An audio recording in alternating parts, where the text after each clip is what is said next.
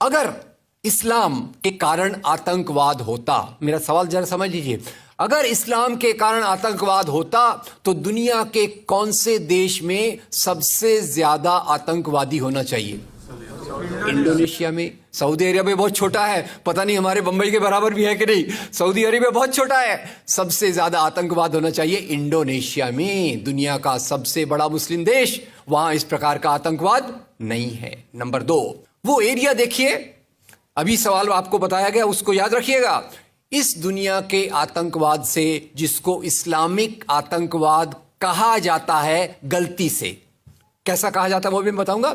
इस आतंकवाद से मारे जाने वाले ज्यादा लोग, इससे मारे जाने वाले ज्यादा लोग हिंदू हैं, मुसलमान हैं या क्रिश्चियंस हैं?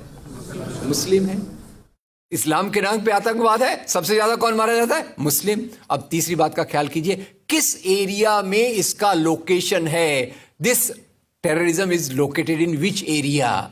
तो उस एरिया की मैं 3 आपको बातें बताता हूं। उस एरिया में, जिसको मैं वेस्ट एशिया कहता हूं, पश्चिम एशिया में 3 चीजें हैं। नंबर 1, वहां रहने वालों में मुसलमान ज्यादा है, यस नो? उसी एरिया में आतंकवाद ज्यादा है, उसी एरिया में तेल का खजाना है।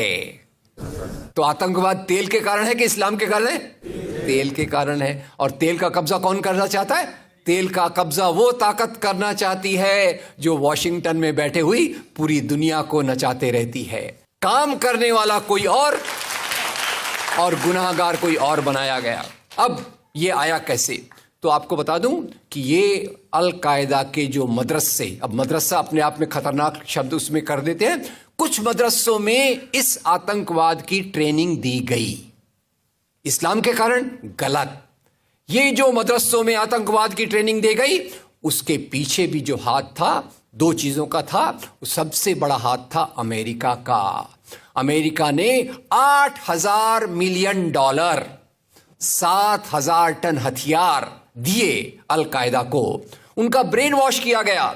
इस्लाम के जो 2 महत्वपूर्ण शब्द हैं, माफ कीजिएगा अगर मैं कुछ गलत कहूं, मैं इस्लाम का स्कॉलर नहीं हूं, समझने की कोशिश करता हूं, कुछ मैंने गलत कहा तो उसको मैं माफ कर दीजिएगा। तो 2 शब्दों को उन्होंने बदल दिया।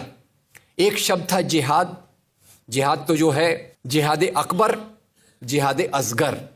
जहां तक मेरी समझ है, जिहाद अकबर का मतलब होता है अपनी बुराइयों के खिलाफ लड़ना। जिहाद असगर का मतलब होता है समाज की बुराइयों के खिलाफ संघर्ष करना। तो इस जिहाद शब्द का मतलब बदलकर कर दिया गया कि जो भी व्यक्ति आपसे असहमत है, जो भी व्यक्ति को, किसी को पहले काफिर लेबल करो। अब काफिर का भी एक बहुत अलग मतलब है, I won't go to the details of that. तो काफिर किसी को बोलो, उसको मारो, तो उसको जिहाद के नाम दिया गया। और ये ट्रेनिंग उन मदरसाओं में हुई जिसको अमेरिका ने पैसा दिया, अमेरिका ने सिलेबस भी दिया। और तो और मेरी समझ है, मदरसों में कुरान की ट्रेनिंग देते हैं। वो कैसे होना चाहिए वो आपके बीच में चर्चा का मुद्दा है, पर यहां जो ट्रेनिंग दी गई उसका सिलेबस वॉशिंगटन में बनाया गया। और खैर, ये क्यों बनाया गया उसके पीछे मैं पहले बहुत कोशिश करके, मेहनत करके लोगों को बोलता था ये अल कायदा इसके लिए बनाया गया। बाद में मेरे हाथ में एक बहुत अच्छी चीज आई। अब यूट्यूब में कई चीजें बहुत अच्छी हैं, कई चीजें खराब हैं। यूट्यूब के कारण हमारे कई नौजवान भटक भी रहे हैं, पर यूट्यूब की कुछ अच्छी चीजें आपको बताता हूं। यूट्यूब में आप सर्च कीजिएगा 3 शब्दों को, हिलरी क्लिंटन, अल कायदा, अमेरिका। उसमें आपको 4.5 मिनट का एक वीडियो मिलेगा जिसमें हिलरी क्लिंटन बताती है, मैं नहीं कह रहा, हिलरी क्लिंटन कहती है कि हमको रशियंस के खिलाफ लड़ना था। हमारी फौजें जो वियतनाम से एकदम डिमोरलाइज होकर आई थी वो तैयार नहीं थी, तो इन एशिया के मुसलमानों के नौजवानों के कंधे पर रखकर हमने अपनी बंदूक चलाई। हमने अल कायदा खड़ा किया, हमारा काम हो गया, हम अपने हाथ धो लिए और हम अपने वापस आ गए। तो यानी हमने कैंसर के बीज डाल दिए, हम तो अपने देश में सुरक्षित हैं। उसका जो नतीजा भुगतना हो वो एशिया के लोग भुगते, वेस्ट एशिया के लोग भुगते। और उसी के साथ 9/11 के बाद, उसी के साथ अमेरिकन मीडिया ने एक सबसे खराब काम किया, the most anti human act in the history of Mankind. मैं पूरी जिम्मेदारी से ये शब्द कह रहा हूं। क्या किया था अमेरिकन मीडिया ने? अमेरिकन मीडिया ने धर्म को आतंकवाद से जोड़ दिया। मजहब जो मोहब्बत सिखाता है, मजहब जो इंसान को इंसान बनना सिखाता है, उस मजहब के साथ इन्होंने आतंकवाद को जोड़ दिया और एक शब्द बनाया पहली बार, इस्लामिक टेररिज्म। याद रखिए, दुनिया में आतंकवाद पहले भी हुआ है। याद रखिए आयरिश रिपब्लिकन आर्मी, याद रखिए खालिस्तान, याद रखिए नाथुराम गोडसे, याद रखिए इंदिरा गांधी का हत्यारा, याद रखिए राजीव गांधी का हत्यारा। आतंकवाद पहले भी हुए हैं, पर कभी भी मजहब को आतंकवाद के साथ नहीं जोड़ा गया। तो मैं मानता हूं अमेरिकन मीडिया ने अगर सबसे गंदा, सबसे एंटी ह्यूमन काम किया है तो इस जुमले का बनाना जिसको कहते हैं इस्लामिक टेररिज्म। अब इसके पीछे इस्लाम का कोई हाथ नहीं। जिहाद शब्द का मतलब बदल दिया गया और काफिर शब्द का मतलब बदल दिया गया। यहां से ब्रेन वॉश की एक प्रोसेस चालू हुई और इसी को मैं कहता हूं, ये प्रोसेस जो चालू की, ये प्रक्रिया एक कैंसर होती है। मेरा थोड़ा मेडिकल बैकग्राउंड है, मैं जानता हूं कैंसर शुरुआत में होता है, आपने ट्रीट कर लिया तो ठीक है, जब वो फाइनल स्टेज में जाता है तो पूरी दुनिया की बर्बादी करने पे तुल जाता है। और वही बात अलकायदा के साथ हुई। अलकायदा के बाद मामला वहीं खत्म नहीं होता। तेल की प्यास, तेल की भूख बहुत बड़ी है। आप जानते हैं भारत 200 साल तक गुलाम रहा इंग्लैंड का। काहे के लिए गुलाम था? क्योंकि उनको यहां का कच्चा माल लूट कर ले जाना था।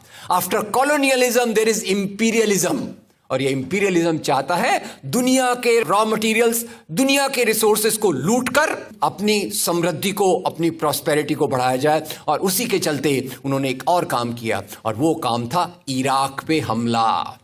अभी ब्रेक्सिट, अभी वो कौन सी रिपोर्ट आई है, मैं नाम भूल गया उसका, जिसमें ब्रिटेन के प्रधानमंत्री जो थे उनको एक गिल्टी करार हो रहा है।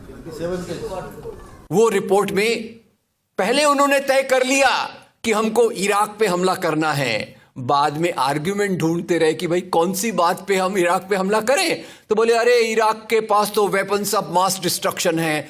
उस बात पे लंबी बहस चली और यूनाइटेड नेशंस, जिसको अमेरिका ने अपने जेब में रख लिया है, उसके सहारे से उन्होंने इराक पे हमला किया। और वो इराक पे हमले के कारण जो वहां की आर्मी स्ट्रक्चर था, जो फौज का स्ट्रक्चर था, वो डिस्टर्ब हो गया।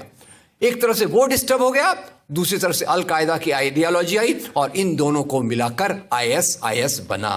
काम है इस्लाम का नाम, इस्लाम के नाम पर जो काम हो रहा है वो वास्तव में it is a design of imperialist powers to control on the oil resources of the world. इससे गंदी बात दुनिया में कोई नहीं हो सकती कि मजहब के नाम पर एक पॉलिटिक्स, मजहब के नाम पे आर्थिक समस्याओं को अमेरिका हल करने की कोशिश करे।